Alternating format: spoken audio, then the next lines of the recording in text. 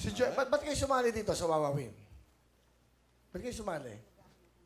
Sa totoo lang, Kuya Will, sumali kami dito sa Wawawin. Bali, ako talaga yung talagang nagyaya sa ate ko na sumali dito dahil hindi po talaga para sa akin, hindi po para sa kanya. Dahil meron po siyang sakit na breast cancer. Ha? May breast cancer po si ate. Oh.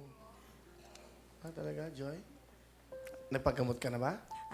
2013 po natanggal na po yung left. Then, after po nun, sinabi po ng doktor na okay naman na daw po. Then, bumabalik po siya. Meron naman pong tumutubong panibagong bukol, Sir Will. We're talking about they joined here because Isan told us because of his sister. Because she's suffering from a breast cancer right now. That's why they joined here. They need the money. Yes. Pero Will, tuloy pa rin po ang buhay. That's right. Hindi, Yeah. nakakwento ko para maintindihan Yes, nila opo. na para alam nila ano yung show na to. So, are you okay? Okay ka ba?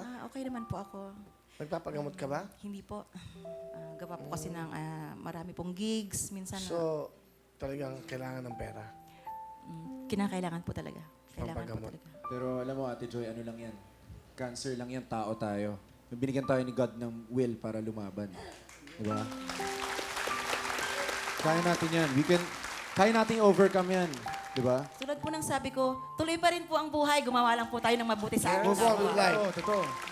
Gusto ko yung ganito yung sobrang positive na despite na may karamdaman. She's suffering. Yeah, oo. Okay So, lang, positive tama ka pa yan. din. Nakakatuwa yan. Inspirasyon ka, ate. Joy, ano message mo sa mga, well, yung ganyan, may karamdaman na ganyan, di ba? Ano? Kasi para you can be a good example to everyone, especially yung merong ganyan, breast cancer. Okay, ang maisi-share ko lang po, hindi po hadlang ang sakit. Kung meron po tayong pangarap sa buhay, ituloy lang po natin. At yun lang po. Maraming salamat. Okay, she's right. Go with the life, ah? And good luck, and God bless, all right? Thank you, Will. Palapakan niyo po si Joy at si Ison. O dahil dyan, meron kayong 10,000!